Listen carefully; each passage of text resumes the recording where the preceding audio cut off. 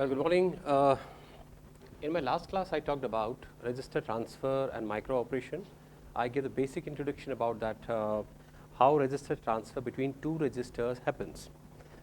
So, I talked about that if there are two registers, R1 and R2,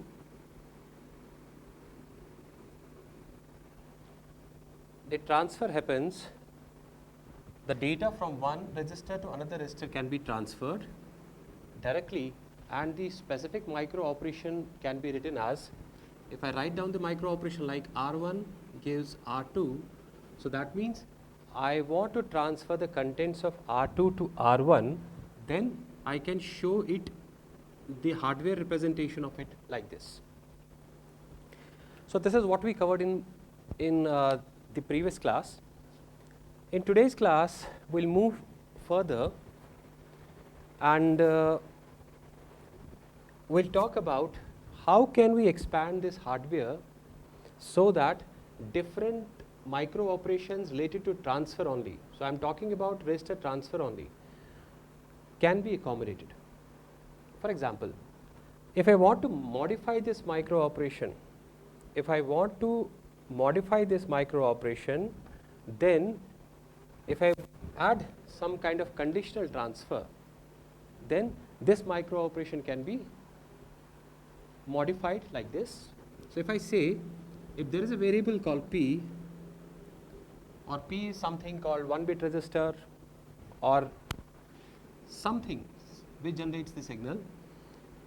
Now if I say R1 and R2 so is connected with through this back arrow, this means that the contents of register R2 can be transferred to register R1 only when the condition P becomes high. So this means if P is high, then R1 should get transferred to, then R2 should get transferred to R1, or else let us write it like this, else no transfer.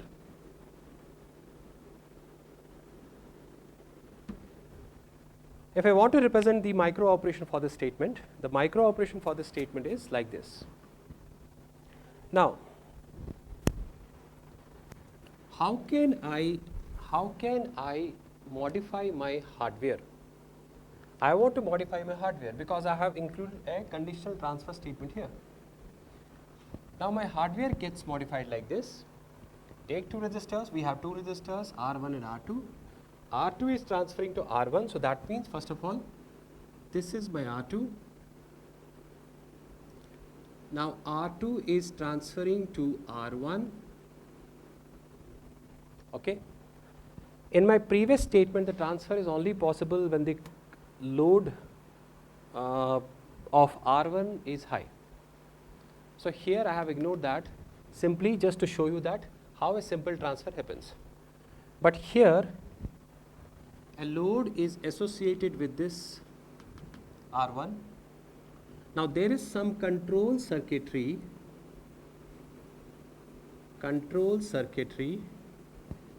which generates the output P. Now P is connected with the load of R1. So when P is high, the contents of R2 are readily available for R1, but the transfer only happens when P becomes high. P makes load high. When load becomes high, the transfer happens from R2 to R1. Now here, how many bits of transfer? Depending upon the size of the register. But if I want to show it diagrammatically, so I can use like this. Here N indicates the number of bits of transfer.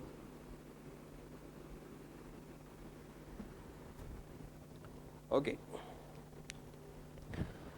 Now you might be remembering in my last class I showed you this diagram, the basic internal structure of central processing unit. So in this I told you there are three important sections. One important section is the register section. Second important section is the control section. And third important section is the arithmetic and logic section. What about this section? This is a part of register section, but since it has some specific role to play, so that's why we say this is a part of register section, but let us not talk about it for the time being. So then I started from this section. I have taken only two registers, R1 and R2. R1 and R2. I can take n number of registers which is required to do processing, or required to store the data for arithmetic logical unit to complete the processing. Okay. Now instead of R1 and R2, I can show R1, R2, R3, R4 depending upon how many registers I am using in my central processing unit. Now this R1 and R2 is incomplete if it do not get attached with the bus. If it do not get attached with the bus. Why do I want to transfer it to the bus? Because I need the data. Register R1 should transfer the data to R2, R2 should get transfer the data to R3, R3 should transfer the data to R4. So multiple transfer should happen.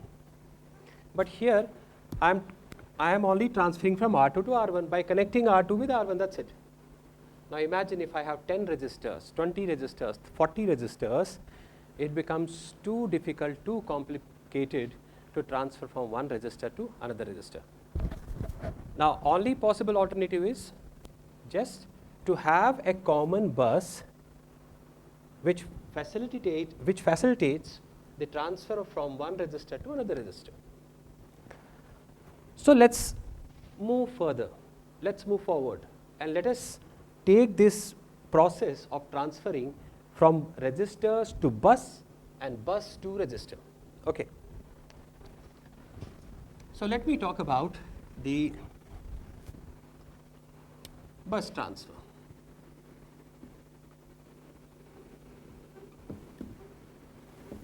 So one thing which I would like to share with you all is that I am making use of bottom-up approach, wherein I should first talk about the smallest unit of the computer, then how all these units can be clubbed together to form the bigger unit, how communication between these units within that bigger unit happens, okay. Then how do I combine multiple bigger units to form much more bigger unit, okay, and then how a complete system is formed. That is what the intention is. Okay, understood? Now, our second step is how do I transfer the contents of each and every register to bus register.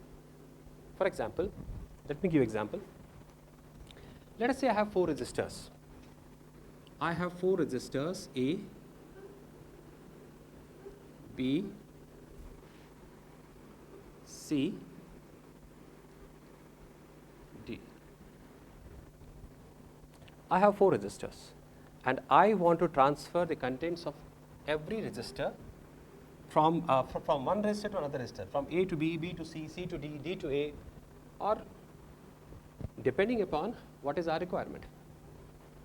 So this A, B, C, D registers are nothing but R1, R2, R3, R4 registers. Out of these registers, I have taken 4 registers. So when I can connect 4 registers properly with the common bus, I can connect n number of registers with the common bus. So to connect these 4 registers, first of all, I should provide the information what is the bit size of these registers. So let me say all these are 4-bit registers. All these are 4-bit registers. So that means A0 will be having A will be having A0, A1, A2 and A3. B will be having B0, B1, B2, B3. C will be having C0, C1, C2, C3, and D will be having D0, D2, D1, D2, D3. So what are these? All these represent basically the bit position of every register. So when we talk about D0, D0 is the 0th position of the bit of D register. First position bit of D register. Second position bit of D register and third position bit of D register. Okay. Now let us take 4 multiplexers. Let us take 4 multiplexers. And the size of multiplexer is 4 cross 1.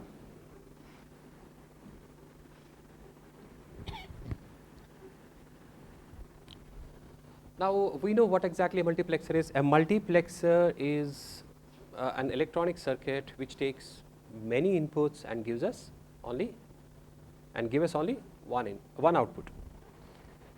So one output, let us say this is the single output which this multiplexer generates.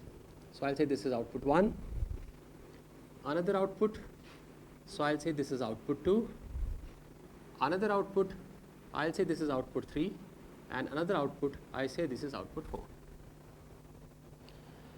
Multiplexer 4 cross 1. So this means it has 4 inputs and 1 output.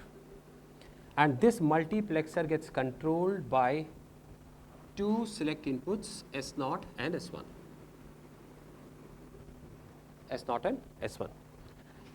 If I short these S0 and S1 with the S0, S1 of the another multiplexer like this, then next multiplexer like this, then next multiplexer like this. So what is the advantage? The advantage is if I give 2 signal inputs here, then all these gets applied, all those inputs gets applied to all these multiplexers. So I don't need to control them individually, so I can control it by making use of only one single select input, S0 and S1. Okay. So now this multiplexer has 4 inputs, 0, 1, 2, 3. This also shows 4 inputs. This also has 4 inputs. This also has 4 inputs. Now if I want, what am I creating? Bus transfer. I am creating a common bus, a single bus for all these registers. So obviously, if I want to transfer the contents of register A to bus, for example, if I have the micro operation like this, A is transferring its contents to bus. Let me give the name of this as bus, BUS bus. A is transferring the contents to bus. So that means all the 4 bits should be available on the bus if I use some select inputs. So how do I connect? First of all, when I talk about this multiplexer, if I say on S0 and S1,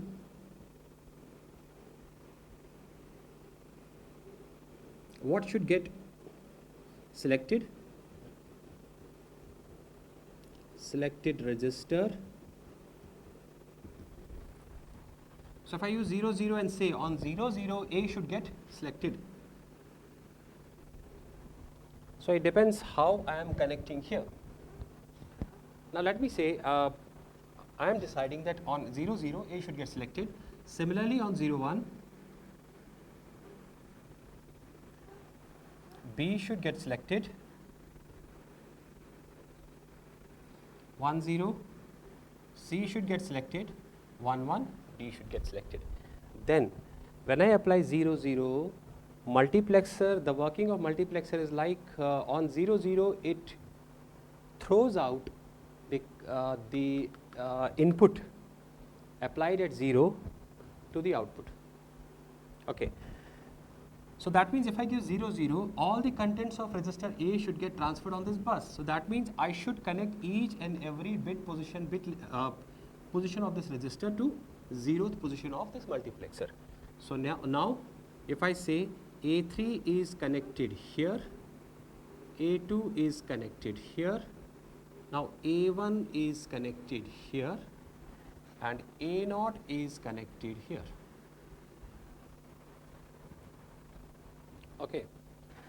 Similarly, if I want 0, 1, B should get connected, then all B should get connected to B3 here, to 1, 1, 1 and 1.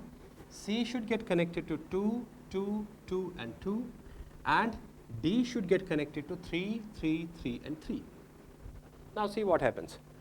When I apply signal input 0 and 0, my 0th multiplexer input gets activated.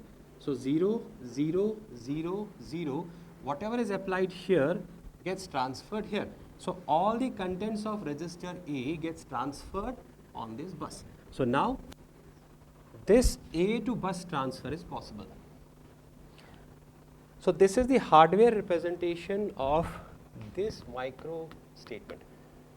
Here I have shown you that this is the micro operation and this is the hardware, but it is the other way around. I have created a hardware which is capable of transferring the contents of register A to bus, and this is possible because of the hardware availability. Remember, in computer world, you can do n number of things, but only thing is you need to understand whether your hardware is supporting that or not. I may write software, a bigger software with multiple functionalities, but if your hardware is not supporting, you can do nothing. So here it clearly indicates that you have this required hardware. What is possible? The bus transfer, the contents of register A to bus is possible. What are other micro operations which are possible? The other micro operations which are possible are B to bus, C to bus and D to bus. Clear? Is this clear? So, okay. So this hardware shows us that these micro operations are possible. Now next,